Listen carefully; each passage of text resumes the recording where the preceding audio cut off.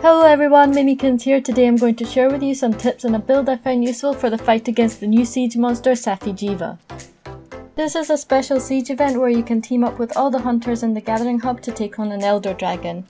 This fight is designed for multiplayer and everyone is split into parties of up to 4 players.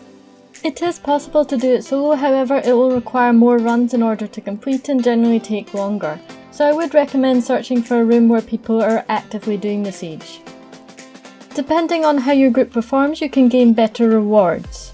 Like in the Cult of Tariff siege, there are objectives to complete which increase your score, so adding in extra skills like Part Breaker can help achieve these goals, making these runs more efficient.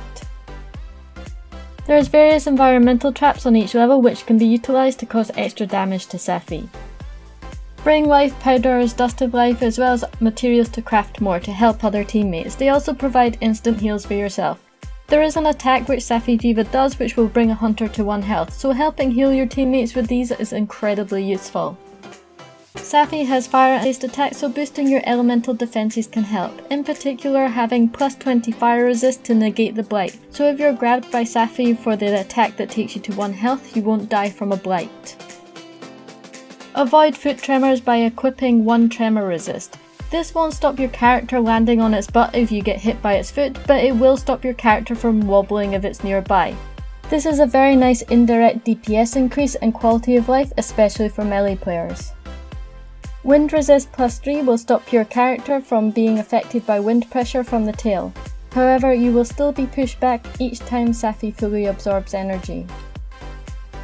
Sometimes Safi will give you his ire, which you can see as a red line, similar to the behemoth's enmity, which is given to players who are dealing the most damage or are using flint shots.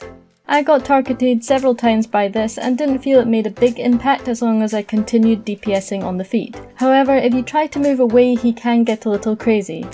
The ire also makes Safi absorb energy faster. Safi has a one-shot mechanic as well, similar to the behemoth. This one is way easier to spot and gives you more time to react. When you see Safi fly into the air and the screen starts to change colour, run behind one of the crags and make sure you line of sight the beam. This is an excellent time to resharpen weapons, top up health, or reuse consumable items. Make sure you use the clutch claw to weaken parts. This increases the DPS for you and your whole party. It also stops your weapon from bouncing, so you won't need skills like Mind's Eye. There is a time limit of 20 minutes for the fight, so you want to make sure you have a good balance of damage and survival skills. Here is Safi's weakness chart.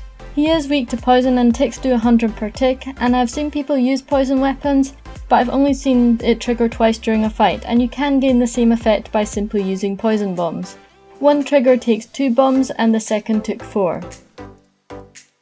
I opted for dragon-based dual blades. I will show you my starter set and one that I changed up to after having farmed some Safi'jiiva and upgraded my weapon. These builds could be adapted to use with other weapon types as well.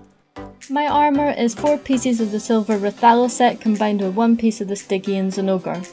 All these armours are naturally high in fire resist and have the set bonus of true critical element, boosting elemental damage further.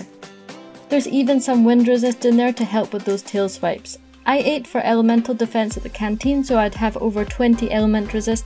These are the decorations I added. There are numerous combinations you can use to gain the same effect or change things around if you prefer some more survival skills.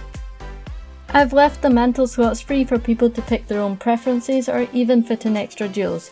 Having a fire mantle combined with a glider mantle will give you the best upkeep on those slots. Health booster is also nice, however Safi does move around a lot, making it feel a little useless at times, so sometimes it's just easier having more slots available. Once I had completed the siege, I chose a pair of dragon jewel blades and started upgrading them. The main thing you want to get is the silver Rathalos set bonus as your ability, then you can change the build up quite dramatically. These are pretty beastly jewel blades now. I opted for extra elemental damage along with 1 sharpness for quality of life. I swapped out the feet for Garuga Greaves and was able to achieve this instead. I was happy to be able to add in Marathon Runner, which is one of my favourite skills on dual blades, to extend the duration of demon mode. This skill isn't great for every weapon, so if you're trying to adapt the build to use with another weapon, feel free to swap out these jewels for something you may prefer. These builds have a balance of survival and good DPS, but if you feel you need extra survival skills, it's always better to sacrifice a little DPS than end up fainting. I didn't feel particularly vulnerable in this fight other than the 1 HP move, and having extra fire resist does help, as well as having good teammates who bring extra supplies to heal the group. I think overall this is an easier fight than the Kulftara siege, and I've seen less people fainting. I will try out some other weapons on Safi later on. I don't think this fight particularly favours one weapon over another. Thanks for watching, please support the channel by liking and subscribing, and I'll see you next time.